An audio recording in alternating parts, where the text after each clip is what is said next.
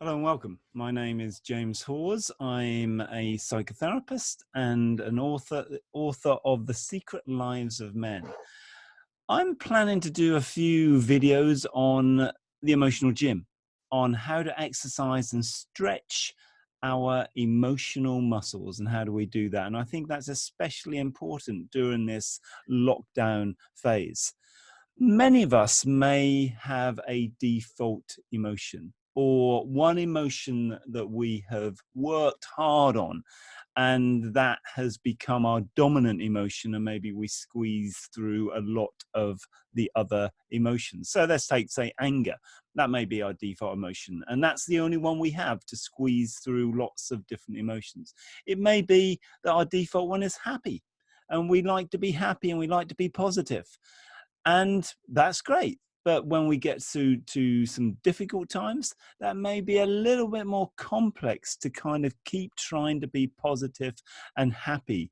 And we may struggle to connect with some of those really important emotions, especially during this time, such as anxiety or sadness or loss or hopelessness or powerlessness.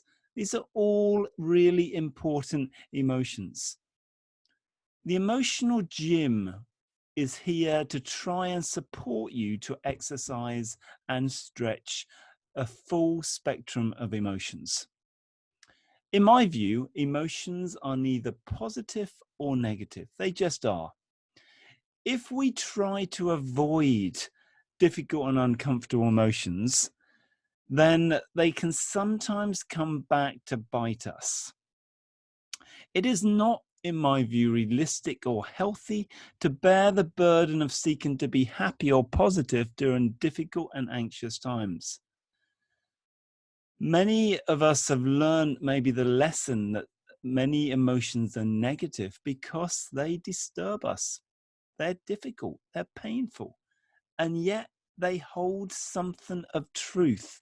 And when we allow emotions to flow, they can be really beautiful. I think there's about 3 different ways that many of us express our emotions. Some of us may disconnect from our emotions, avoid, kind of numb them out, and we kind of flatline them. The second way is that we may just have no control of them and we go with the highs and the lows and we're up and down and all over the place. The third, and what I consider to be the healthy expression of emotions, is when we allow them to flow a bit like the Welsh countryside and the hills in the Welsh countryside. My emotional mantra is the only thing a feeling wants is to be felt.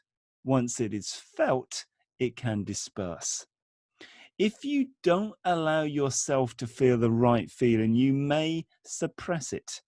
And when you suppress it, you may lose control of it.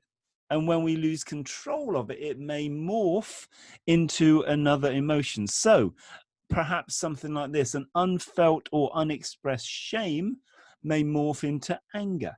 An unfelt and unexpressed anxiety could be locked into the body and morph into panic attacks. Unfelt and unexpressed anger could morph into a lack of energy, boredom, and depression. Unfelt and expressed sadness can morph into numbness, self-pity, tiredness, and a real lack of energy. Emotions are not our enemies. When we learn to trust them and to feel them, they have a real rationality about them, and that we can feel more connected to our emotion. Our body and our emotions are one. So what is emotional fitness? Emotional fitness is when we express the right feeling at the right time in the right way to the right person, as close to the event or the feeling as possible that we can express that. Now, of course, there are healthy and unhealthy ways to express emotions. When we express our feelings healthily, we choose to respond to them rather than to react. In the emotional gym, I plan for us to explore how we can remain emotionally healthy during a time of change. I hope that we can get each other through this difficult time and use this time to develop our emotional and relational fitness. I will be using the tips from my book and the emotional fitness program called Aware, and we'll have some real tips on how to keep ourselves emotionally healthy. And at the end of each one of these videos, I hope and I will be setting you a little challenge. So the 3 challenges for your emotional fitness toolbox today are: just become more aware and conscious of the full spectrum of your emotions. Give yourself some space. Become more conscious of your feelings. The second, and classically that a lot of us therapists suggest to some clients, is to keep an emotional journal. That might be a written one, it might be on your phone, it might even be in your head.